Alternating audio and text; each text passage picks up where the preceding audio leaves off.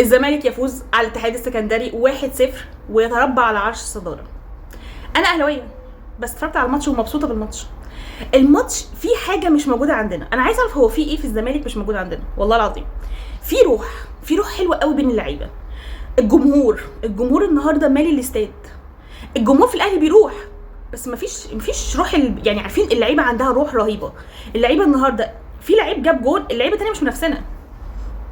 الروح دي مفتقدها. يعني النادي الاهلي كان موجوده فيه الروح دي قبل كده، قبل الصفقات الاخيره اللي جت دي. جم الدنيا اتقلبت. مبروك لجماهير الزمالك. مبروك لجماهير الزمالك، لان والله اتفرجت على ماتش النهارده حلو رايح جاي. عارفين انا بحب الماتشات اللي فيها روح دي، رايحه جايه. الماتش كان حلو قوي، كان رايح جاي. يعني هنا هجمه للاتحاد، هنا هجمه للزمالك، ماتش كان تحفه. انا النهارده وانا بتفرج على الماتش استمتعت والله. انا مؤخرا بتفرج على الزمالك، عايزه افهم ايه اللي بيحصل. يعني ايه اللي موجود عندهم مش موجود عندنا. احنا في المركز الثالث، الاهلي في المركز الثالث.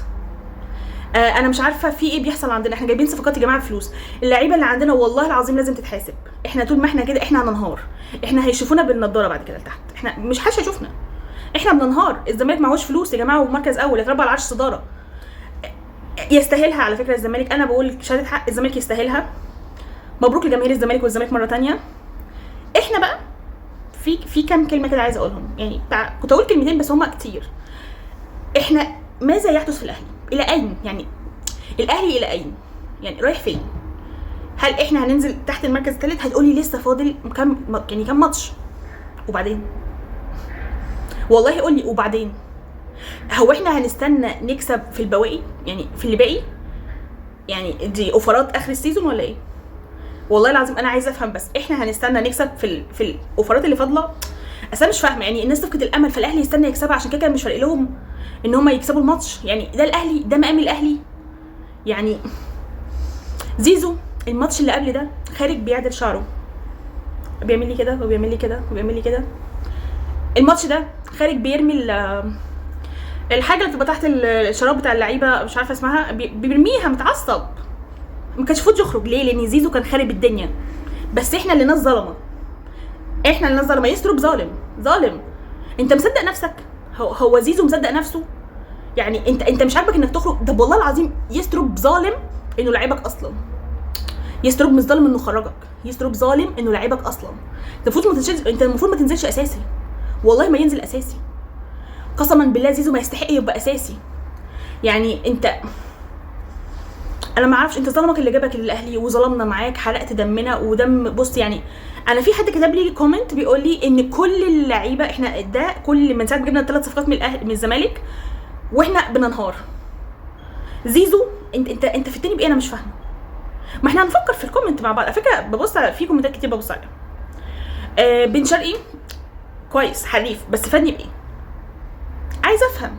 امام عاشور جيت عملت لي مشاكل. بص امام عاشور لاعب كرويا عالي قوي عندنا، بس يعني تعاملا شخصيا وكده بره الملعب مشاكل والله ما ليها حدود.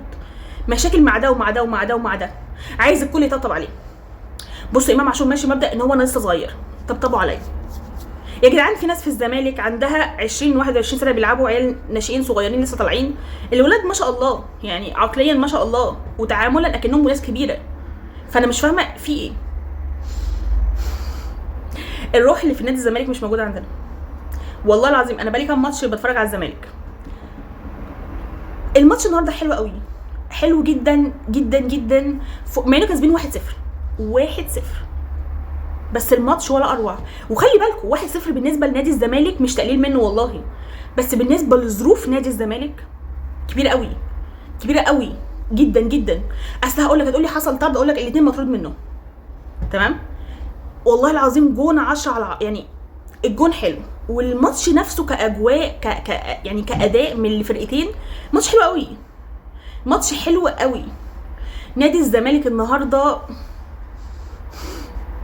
بيقول لك الفلوس مش كل حاجه. والله العظيم نادي الزمالك النهارده بيقول لك الفلوس مش كل حاجه. الفلوس مش كل حاجه. يعني ايه؟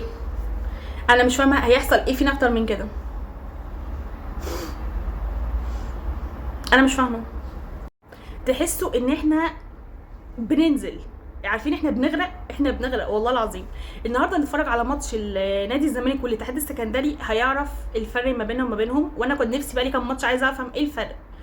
نفسي نتقل في نفسنا ونفور اللعيبه اللي عندنا، لان احنا بننهار والله العظيم. حتى لو كسبنا بعد كده انا مش مقتنعه باللعيبه دي. انا بقولها لكم صريحه، انا مش هبقى مقتنعه. اصل احنا بنكسب على مفيش اساس. طول عمري اقول ايه، حتى ساعه المنتخب ساعه حسام حسن من اول ماتش الناس قالوا لي لا ده لسه اول ماتش، تاني ماتش حرام عليكي مش عارف. قلت لهم لا مفيش اساس، حسام حسن مش عامل اساس.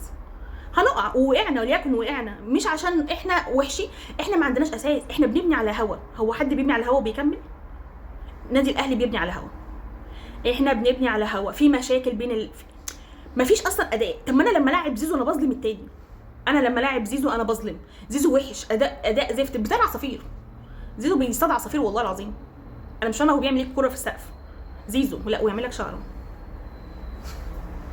والله العظيم ما حسسني ان احنا بننتج فيلم سينما. يعني مش ان هو نازل ماتش، لا احنا بننتج فيلم سينما. بنعمل ليه شعره ومش عارف. انت مش فارق في الخساره، مش فارق لك ان احنا بننهار، مش فارق ان الاهلي في المركز الثالث بعد كل الفلوس انت بتاخدها. احنا لو ما خدناش اكشن هيبقى اللي بيحصل لنا. وهفضل اقول دايما جماهير نادي الزمالك غريبه، يعني جمهور غريب عجيب بالنسبه لي، ان هو بعد كل ده رايح ولا لعيبه بصراحه. وسط الاداء اللي مش احسن، مش على فكره مش اداء الزمالك مش احسن حاجه، وسط الظروف اللي مش احسن حاجه. في ظروف وحشه جدا تخلي الجمهور نفسه متراجع. يعني الجمهور نفسه يقول لك انتوا ما جبتوش صفقات، انتوا عاملين ايقاف قيد، انا بشجعك ليه اصلا؟ طب ما انت اصلا ما فيش عندك حاجه تخليني اشجعك. جمهور ماشي وراهم. النهارده الجمهور يخوف. النهارده كنت فاكره ماتش قمه والله العظيم. انا لما الكاميرا بتعمل زوم، يعني مش زوم والله، بتعمل يعني بتلف كده، ايه الجمهور ده؟ انا بقول هو ده ماتش قمه في يا جماعه؟ والله اتخضيت. مش عارفه اقول غير ان مبروك للزمالك مره ثالثه، ومبروك لجماهير الزمالك مره ثالثه. اسعدتوني النهارده بالماتش والله. اتفرجت على ماتش حلو، ضغطي ما اترفعش بيه، عجبني. ماتش الاهلي عشان بشجع بذمه قوي ضغطي بيترفع. النهارده عجبتني ان بتفرج على كوره حلوه. عارفين ان لما اتفرج على كوره حلوه انا عجبتني، كوره رايقه ما فيهاش ضغط اعصاب، ما فيهاش اي حاجه، ما فيهاش ذكاء عالي من اللعيبه. عجبني جدا. هارد لك لجماهير الاتحاد.